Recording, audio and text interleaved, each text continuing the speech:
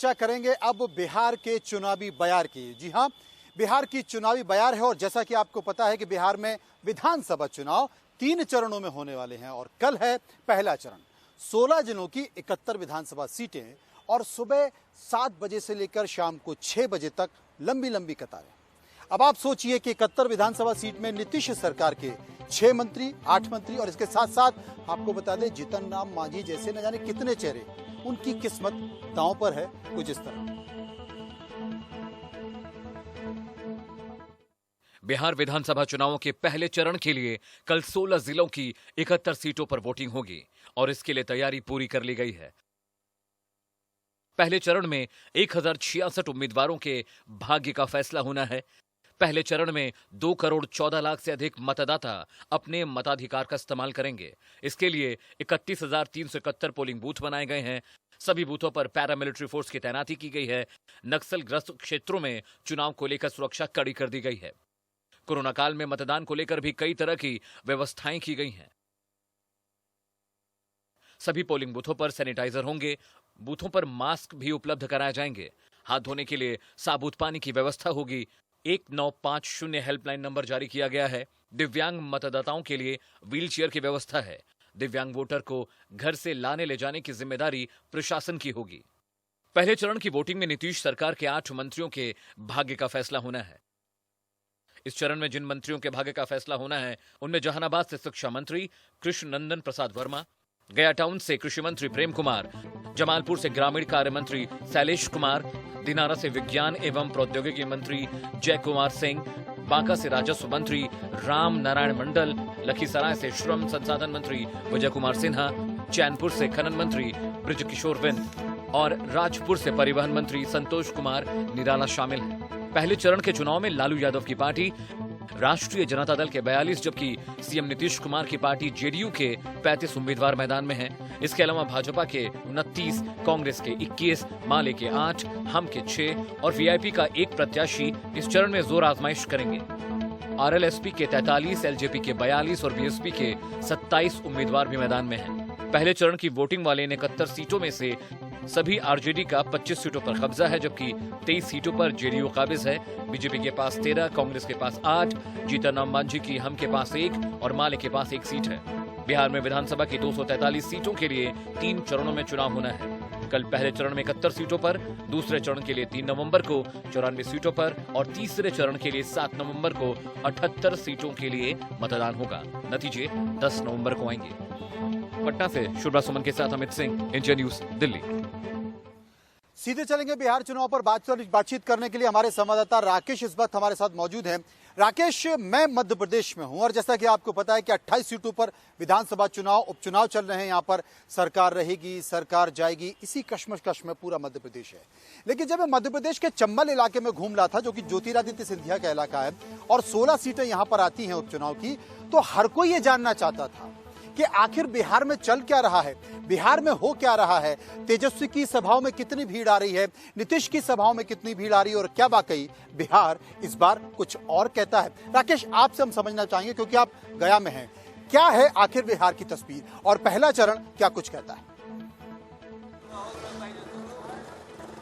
देखिए मनोज, जहां तक बात है बिहार के चुनाव को लेकर सबकी निगाहें इस बात पर टिकी हुई हैं, न केवल बिहार के बल्कि अगर पूरे देश की नजरें टिकी हुई हैं। जिस तरह से आपने देखा कि एनडीए और महागठबंधन के बीच यहां पर सीधी टक्कर है, लेकिन जिस तरह से मुकाबला है वो काफ़ी रोचक है। जिन क्षेत्रों में मैं गया, चाहे बात औरंगाबाद की हो, आरा की हो, बक्सर की हो और अब गया की, यहाँ पर जिन लोगों से बात कीजिए उनका साफ तौर पे कहना है किसी का विकास का मुद्दा है, किसी का रोजगार का मुद्दा है। तो यहाँ पर जो पेंच है, पेंच काफी जो है तगड़ा फंसा हुआ है। ऐसे में ये कहना किसी के लिए आसान नहीं है कि एनडीए बढ़त बना लेगी या महागठबंधन, लेकिन इतना जरूर है कि टक्कर जो है वो जोरदार है। कोई भी पक्ष जो है कुछ 100 वोटों से अपनी जीत दर्ज कर सकता है। अगर बात करूं गया में 10 विधानसभा क्षेत्र है और यहाँ पर जो टक्कर है वो कांटे की टक्कर है। एक शब्द बार बार इस चुनाव में आ रहा है, लोगों की जुबान पर आ रहा है, राजनीतिक दलों में आ रहा है, तमाम राजनीतिक पंडित इस शब्द का चर्चा कर रहे हैं, एंटी इनकम्बेंसी, सत्ता विरोधी लहर। क्या वाकई सत्ता विरोधी लहर है? क्या वाकई एंटी इनकम्बेंसी है? और क्या ये असर कर पाएगी या बात इसके और उलट और अलग है? देखिए मनोज, जहां तक ग्राउंड जीरो की बात है तो एंटी इनकम्बेंसी दिख रही है। अब सवाल खड़ा होता है कि इसका असर कितना होता है। युवा की बात करें, युवा रोजगार की बात करता है। अगर जो मध्यम वर्ग है उसका साफ तौर पे कहना है कि बिजली आई, लाइन ऑर्डर सुधरा, लेकिन अब नीतीश कुमार के जो ये कार्यकाल है उसमें जो और होना चाहिए था वो नहीं हुआ। पूछा जाता है कि आखिर और क्या चाहिए, तो उनका कहना है रोजगार। तो एक अहम सवाल है और इसी सवाल को अगर आप तेजस्वी की रैली की बात करें तो तेजस्वी इन्हीं तमाम मुद्दों को लेकर सवाल घेर रहे हैं। तेजस्वी के रैली में देखिए तो जो झंडे लग रहे हैं उसमें लालू और राबड़ी के जो हैं तस्वीरें नहीं हैं, गायब हैं। ये कहीं न कहीं, और इसी को लेकर कल बात करूं मनोज कि औरंगाबाद में बीजेपी के राष्ट्रीय अध्यक्ष जेपी नड्डा और केंद्रीय कानून मंत्री रविशंकर प्रसाद की रैली थी, तो सीधे तौर पर ये वार किया गया कि अगर तेजस्वी अपने माँ पिता को जो है तस्वीरें नहीं लगा रहे हैं, इससे क्या साबित करना चाहते हैं? आखिर वो भी जानते हैं कि जंगल राज था और इसी को लेकर, जंगल राज को लेकर लगातार हमला किया जा रहा है बीजेपी के नेताओं द्वारा, जेडी के नेता द्वारा और खासकर नीतीश कुमार द्वारा। तो ये देखना काफी दिलचस्प है कि नीतीश कुमार, क्योंकि राकेश आपने ठीक कहा। अगर मैं आपको थोड़ा पहले लेकर जाऊं, अगर आपको बिहार में पहले लेकर जाऊं तो जेपी का आंदोलन हुआ था, और जब जेपी का आंदोलन हुआ तो जेपी के आंदोलन से निकले तमाम नेता, चाहे वो नीतीश कुमार हो, लालू प्रसाद यादव हो, रामविलास पासवान हो, रविशंकर प्रसाद हो, तमाम वो चेहरे जिन्होंने ये वादा किया था कि हम बिहार को बदल देंगे, बिहार की राजनीति को बदल देंगे और बिहार के सामाजिक समीकरणों को बदल देंगे। लेकिन यहाँ के सामाजिक समीकरण तो बदल गए लेकिन बिहार नहीं बदला, और यही कारण है कि बड़े पैमाने पर यहां से पलायन देखा गया। और सबसे बड़ा सवाल है कि जेपी के आंदोलन, जो कि भ्रष्टाचार के खिलाफ था, जो सामाजिक कुरूपता के खिलाफ था, जो भेदभाव के खिलाफ था, और जेपी के आंदोलन से जो नेता निकले वही वो तमाम विसंगतियों में उलझ कर रह गए। तो आज के परिप्रेक्ष्य में अगर देखें तो जेपी की प्रासंगिकता कितनी है इस चुनाव में? देखिए, जेपी की जहां तक प्रासंगिकता का सवाल है मनोज, तो जिन नेताओं का आपने जिक्र किया, जेपी आंदोलन से वे उभरे, लेकिन जिन विसंगतियों को दूर करना था, परिवारवाद की बात करें, भ्रष्टाचार की बात करें, या जो आम आदमी की जो बुनियादी आवश्यकता है उसको उपलब्ध करने की बात हो, तो इस कड़ी में जो कि लालू प्रसाद यादव, जो कि 15 साल में उन्होंने और उनकी पत्नी राबड़ी देवी ने शासन किया, 15 साल जो है नीतीश कुमार, जो सुशासन बाबू के नाम से जाने जाते हैं, लेकिन सवाल यही है कि सड़क मिला, बिजली मिली, लेकिन जो बुनियादी शिक्षा, यहाँ पर जो मेडिकल सुविधाएं हैं वो अभी भी जो जर्जर स्थिति में है। तो ये कई सवाल हैं और जिसको जेपी आंदोलन में इस बात को लेकर सवाल खड़ा किया गया था। राकेश, कई सवाल है क्योंकि मैं देख रहा हूं कि आपके पीछे बहुत सारे लोग खड़े हैं और बड़े गौर से आपके चेहरे को पढ़ने की कोशिश कर रहे हैं। तो वो लोग जो आपके चेहरे को पढ़ने की कोशिश कर रहे हैं, जरा उनके चेहरे को भी पढ़ लिया जाए और उनके चेहरे पर जो शिकन है वो शिकन क्या कहती है, आपके जरिए इंडिया न्यूज के दर्शकों को हम सुनाना चाहते हैं। क्या कहते हैं वो लोग? देखिए, ये अब जो है सुबह 7 बजे मतदान होना है, मतदान शुरू हो जाएगा। किन चीजों को ध्यान में रखिए, मैं और कोई मुद्दे पर नहीं बात करूंगा, किन चीजों को ध्यान में रखेंगे जब मत करने जाएंगे? हम लोग 15 साल के अंतर के हम लोग अभी विकास के अनुसार दे रहे हैं मत अपना। विकास, आप बताइए किन चीजों को ध्यान में रखिएगा? विकास हुई है और विकास होते आ रही है। आप बताइए किन चीजों को ध्यान में रखेंगे जब अपने मत का प्रयोग करेंगे? आप प्रधानमंत्री नरेंद्र मोदी मेरे लिए सर्वश्रेष्ठ है। आप बताइए किन चीजों को ध्यान में रखेंगे जब अपने मत का प्रयोग? यहाँ पे मोदी जी का ही प्राथमिकता दिया जा रहा है। देखिए मनोज, प्रधानमंत्री नरेंद्र मोदी का चेहरा यहाँ भी साफ दिख रहा है। जो अगर बात करें नीतीश कुमार की, तो नीतीश कुमार को लेकर कहीं न कहीं कुछ वर्गों में नाराजगी जरूर है, लेकिन प्रधानमंत्री नरेंद्र मोदी अभी भी जो लोगों के बीच में अभी भी वो काफी लोकप्रिय हैं। और इसी का अंदाजा आप गया कि इस धरती से आप लगा सकते हैं कि लोगों का कहना है कि नरेंद्र मोदी के नेतृत्व में जो केंद्र सरकार चल रही है और उसका हिस्सा है नीतीश कुमार। तो ये देखना काफी महत्वपूर्ण होगा मनोज कि जब कल तो मतदान होगा, लेकिन क्या जनता जिस तरह से प्रधानमंत्री नरेंद्र मोदी में विश्वास करती है, क्या 10 तारीख को परिणाम उसी तरह से आता है या नहीं? मनोज। राकेश, मैं सुन रहा था कि आपके साथ तमाम लोग मौजूद थे, लेकिन सबसे बड़ी बात है कि ये देखा जाता है कि आप खड़े कहाँ हैं, किस जमीन पर खड़े हैं, किन के बीच में खड़े हैं।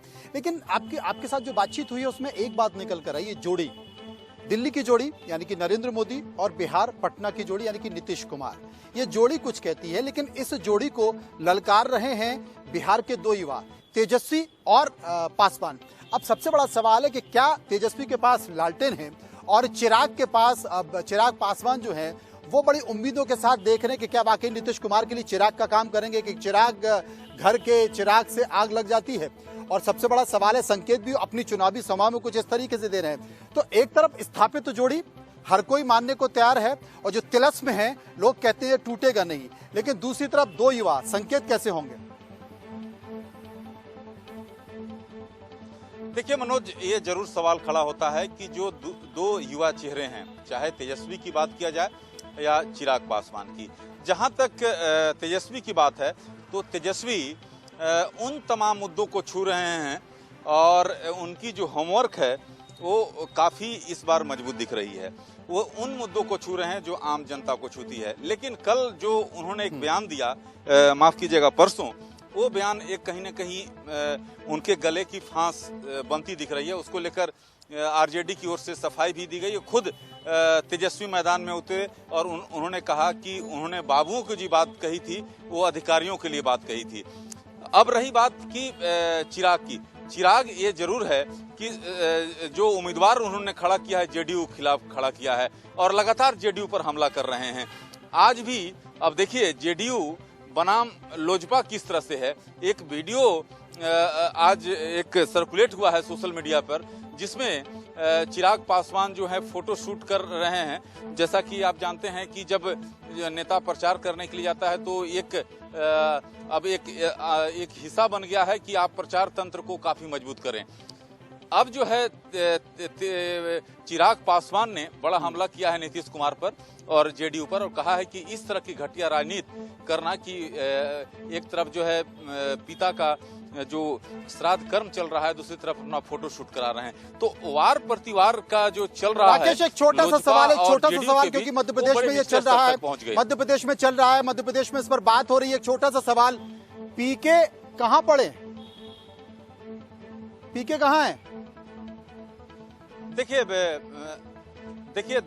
पीके ऐसे तो हैं पश्चिम बंगाल में, जो कि ममता दीदी को मदद कर रहे हैं, लेकिन कहा जा रहा है कि वे 2 युवा नेता को कुछ न कुछ वो अपने रणनीति बता रहे हैं। लेकिन अभी वो सामने अभी तक पर्दे पर सामने नहीं आ रहे हैं, पर्दे के पीछे काम कर रहे हैं। तो जो पीके जो कि चलिए बस यही पूछना था आपसे, आखिर पीके कहाँ पड़े, ना इधर देखे ना उधर पड़े, पता नहीं कहाँ है। लेकिन राकेश बता रहे हैं कि पश्चिम बंगाल में वो अपनी उपस्थिति दे रहे हैं। बिहार को लेकर तमाम बयानबाजी हुई, बिहार को लेकर उन्होंने पटकथा लिखी। लेकिन सबसे बड़ा सवाल, एक पटकथा जो बिहार में लिखी जा रही है, एक पटकथा जो मध्य प्रदेश में लिखी जा रही है। 28 सीटों पर संघर्ष हो रहा है, लेकिन इसके बाद धीरे धीरे और भी जो कांग्रेस के विधायक हैं वो टूटते जा रहे हैं, वो बीजेपी में जा रहे हैं, बीजेपी ज्वाइन कर रहे हैं और आजकल में कुछ और विधायक टूट कर चले जाएंगे। आखिर ऐसी क्या जरूरत आन पड़ी है, क्यों विधायक लिए जा रहे हैं, क्यों विधायक टूट रहे हैं, क्या कहीं खतरा है? तमाम तरह की बात है। बिहार में भी 10 तारीख का इंतजार, मध्य प्रदेश में भी 10 तारीख का इंतजार, 10 तारीख का इंतजार करेंगे, देखेंगे ऊंट किस करवट बैठता है। शुक्रिया करेंगे राकेश का जो हमारे साथ बने रहे। फिलहाल खबरों के सफर में इतना ही, बाकी खबरों के लिए आप चलते रहिए।